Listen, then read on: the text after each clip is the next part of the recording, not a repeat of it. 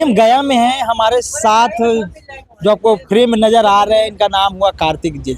चलिए इनसे कुछ बात करेंगे। जन सुराज के कदावर नेता हैं, कैसे हैं सर? बहुत सुंदर, आपका बहुत बहुत धन्यवाद कि आप आए और पार्टी को समय दिया आपने। बिहार में इस समय अलग ही माहौल चल रहा है, इसमें आपका पार्टी का भी एक अलग समझिए तो बिहार में माहौल चल रहा है। क्या आखिर बदलाव आएगा बिहार में? देखिए, बिहार में हम व्यवस्था परिवर्तन के पक्ष में है, सत्ता परिवर्तन के पक्ष में नहीं, व्यवस्था परिवर्तन के पक्ष में। और वो व्यवस्था जो है, वो व्यवस्था है अशिक्षा की, वो व्यवस्था है बेरोजगारी की, वो व्यवस्था जो है वो पलायन की है, वो व्यवस्था जो है अभी तक जो है वो शिक्षा की है, वो व्यवस्था प्रशासन की है। अभी जो हत्याएं हो रही, उन व्यवस्थाओं को सुदृढ़ करने के लिए जन सुराज जो है वो अलग जगह रहा है कि बिहार कैसे विकसित होगा, बिहार का जीडीपी कैसे ग्रोथ होगा, इसके लिए जन सुराज काम कर रहा है।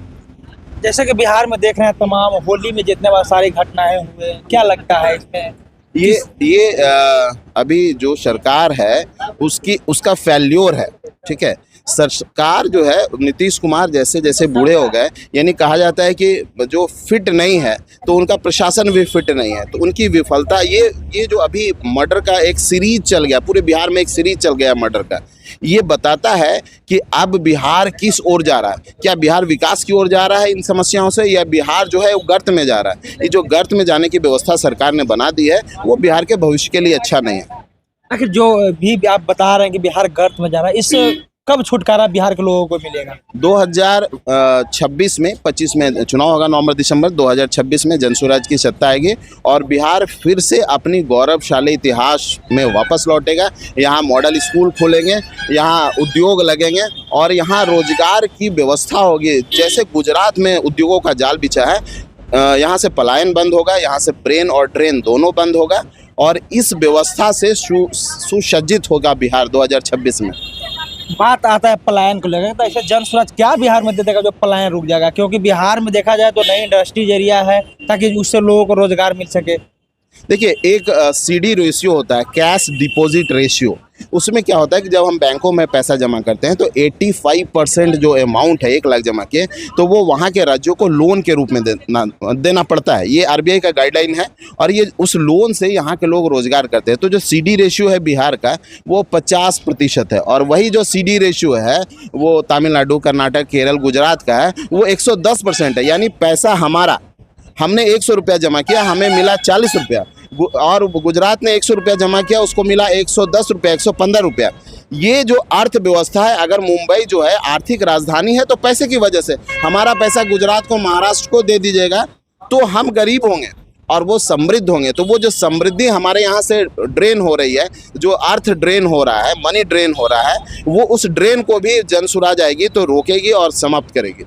बिहार में चुनाव को लेकर काफी कम समय बचा, मात्र 6 महीना बचा हुआ है और प्रशांत जी उत्तरी बिहार में पैदल यात्रा भी की है, दक्षिण बिहार में समय नहीं मिल पाया है। तो बताइए कैसे अब आप लोग दक्षिण बिहार का विशेष रूप से कहते? देखिए, इसको 6 महीने नहीं कहिए, पिछले 2 वर्षों से हम तपस्या कर रहे हैं, बिहार को सुधारने की तपस्या में लगे हैं। जन पैदल जाने के लिए हम डोर टू डोर कन्वेनिंग कर रहे हैं। तो ये जो 2-2.5 साल का जो तपस्या है वो 2026 में प्रतिभूत होगा, फलीभूत होगा। बिहार एक सुदृढ़ राज्य के रूप में जनसुराज आएगी और व्यवस्था हम ठीक करेंगे।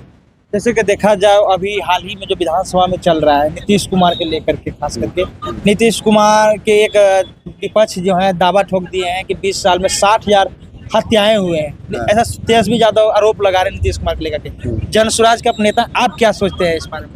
देखिए, जिनका इतिहास ही जो है वो हत्याओं से सना हो, चाहे सेनारी हो, चाहे बातें हो, तो ये तो यही हुआ ना, चलनी और सूप को दूसने वाली व्यवस्था हो। उनका जो कार्यकाल रहा 15 सालों से, बिहार तो छुपा नहीं है हत्याओं से और एथी से, दंगों से तो छुपा नहीं है।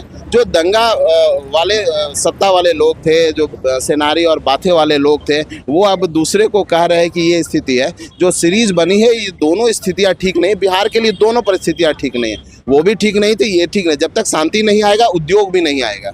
तो बिहार के जनता से आपका क्या कुछ अपील है? बिहार की जनता से अपील है कि आप बिहार को वोट दीजिए, शिक्षा के आधार पे वोट दीजिए, आप रोजगार के आधार पे वोट दीजिए, आप पलायन के आधार पे वोट दीजिए। इन मुद्दों पे आज तक जातिवाद पे आपने वोट देते आया है, जातिवाद के आधार पे नहीं। हमारा जो पार्टी है जन स्वराज है, वो समीकरण से चलने वाला पार्टी नहीं है, सभी जातियों के समावेश से चलने वाली पार्टी है। तो जब सभी जातियों का समावेश होगा तो बिहार का विकास होगा, बिहार उन्नति के मार्ग पे प्रशस्त होगा।